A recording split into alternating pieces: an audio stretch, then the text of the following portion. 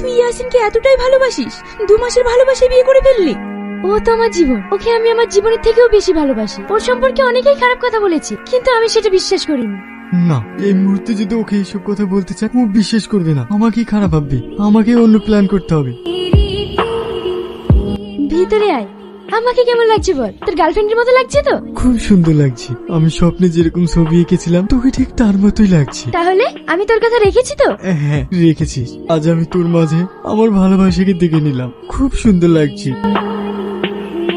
সত্যি একটা ছেলে একটা মেয়েকে কতটা ভালোবাসলে এরকম কষ্ট পায়। হ্যাঁ, মেয়েটা সত্যিই সেলফিশ। সেই মেয়েটাকে জানিস? কে? আর কেউ নয়, তুই। কি? হ্যাঁ, এতটা কাছে থেকে তুই ওকে বুঝতে পারিসনি? আরে একটা ছেলে দূর থেকে একটা মেয়েকে কিভাবে দেখছে তাকে দেখলেই বোঝা যায়, আর তুই এত কাছে থেকে বুঝতে পারিসনি। ছি। ভালো থাকিস।